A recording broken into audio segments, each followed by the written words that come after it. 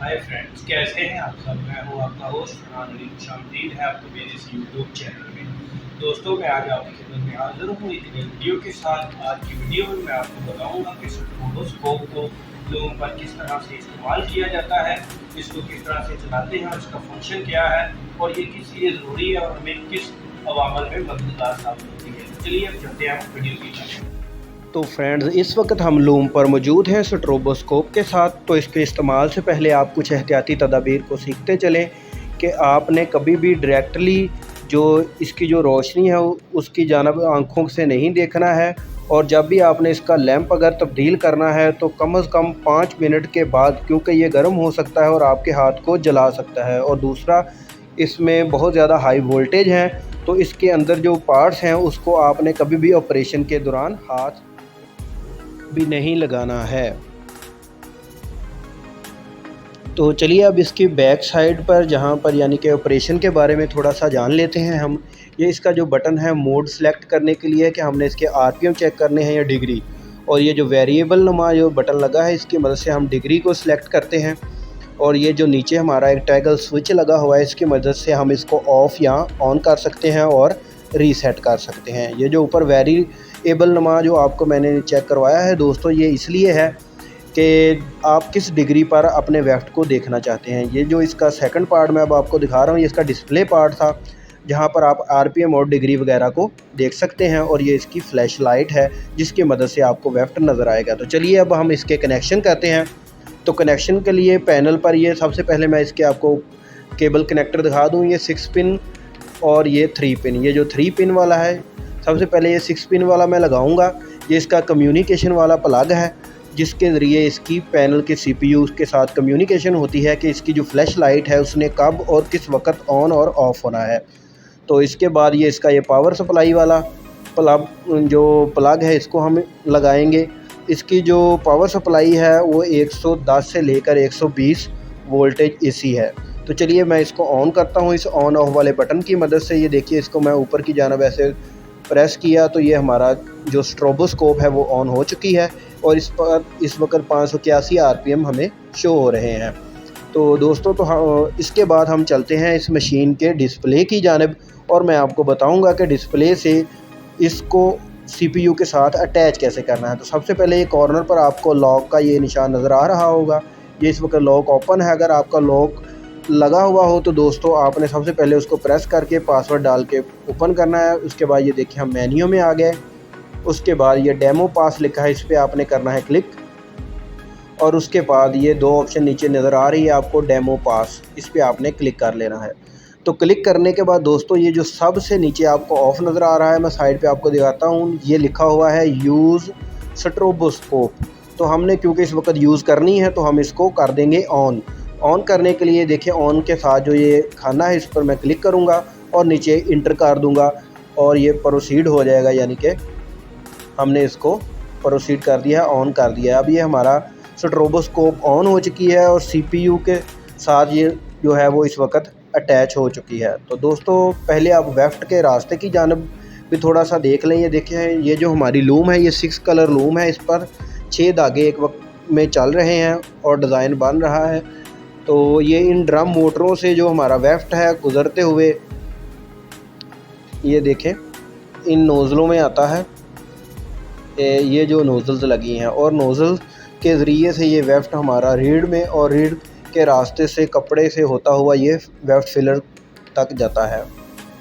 तो दोस्तों ये सबसे पहले आप नोज़ल को देखें। मैं नीचे पीछे से वेरिएबल को घुमाकर एडजस्ट कर रहा हूँ कि हमने इसकी नोज़ल को किस जगह पर देखना है। देखें ये जो साइड पे कटर लगा हुआ है, तो ये जो कटर है इस वक्त आपको नोज़लें कटर के करीब आती हुई महसूस हो रही हैं, क्योंकि इसका 580 आरपीएम से मैंने आपको शुरू में चेक भी करवाया था।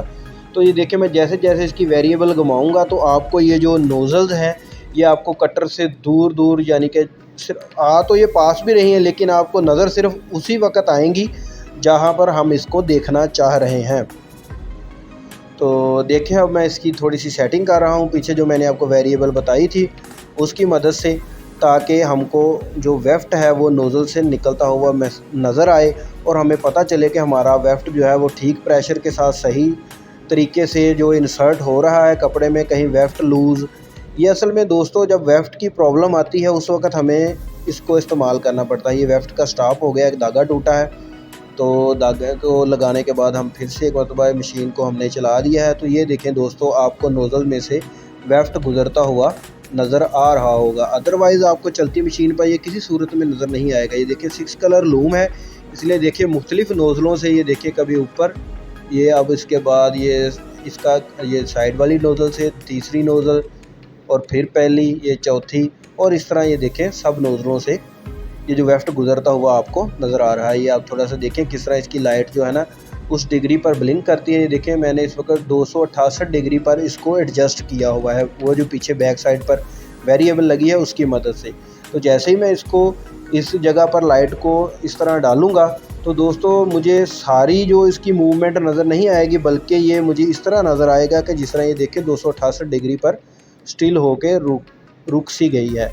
तो ये इस तरह वेफ्ट गुज़रता हुआ आप आसानी से देख सकते हैं। इस तरह वेफ्ट पूरे कपड़े में से गुज़र रहा है दोस्तों। क्योंकि इसकी स्पीड बहुत ज़्यादा है इसलिए आपको शायद अच्छे तरीके से नज़र तो ना आ रहा हो, लेकिन जब आप इसको इस्तेमाल करेंगे तो आपको पता चल जाएगा कि आपने किस तरह आपको इस्तेमाल करना है।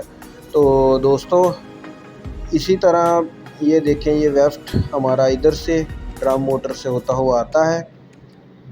ये देखें ये इस तरह, और फिर ये आ गया हमारी मेन नोज़ल्स में, और मेन नोज़ल के रास्ते से ये देखें ये जो हमारी रीड लगी हुई है जिसमें से ये देखिए मैंने इसको थोड़ा सा बैक करके आपको दिखाता हूँ। ये गहराई वाला हिस्सा है कि नाली नुमा हिस्सा बना हुआ है जिसमें से ये वेफ्ट गुज़रता है, और गुज़रते हुए पूरे कपड़े से गुज़रते हुए ये इसी तरह जाता है आगे इधर हमारे वेफ्ट फिलर तक। ये मैं आपको दिखाता हूँ, ये देखें ये इन वेफ्ट फिलर्स तक आता है, और ये वेफ्ट फिलर फिर बताते हैं कि धागा पहुंचा है नहीं। देखें हमारा जो धागा है ना इस तरह इधर तक पहुंच रहा है ये वेफ्ट। तो इसके बाद यहाँ पर एक कटर लगा हुआ है जो अजाफी वेफ्ट को जो काट देता है, और किनारे पर थोड़ा सा वेफ्ट रह जाता है, और ये जो वेस्ट है जो नीचे हमारी एक बास्केट पड़ी हुई है वेस्ट के लिए, तो उस टोकरी में जमा होना शुरू हो जाता है। तो दोस्तों उम्मीद है कि आज की वीडियो में आपको पता चल गया होगा कि आप स्ट्रोबोस्कोप को क्यों इस्तेमाल करते हैं। आप वेफ्ट के गुज़रने को चेक करने के लिए कि आपका वेफ्ट जो है वो ठीक तरीके से गुज़र रहा है, कहीं जगह पर किसी जगह पर टकरा तो नहीं रहा, या किसी जगह पर वो लूज़ तो नहीं है। इस मकसद के लिए आप इस स्ट्रोबोस्कोप को इस्तेमाल करते हैं। तो उम्मीद है मेरी आज की वीडियो आपको पसंद आई होगी।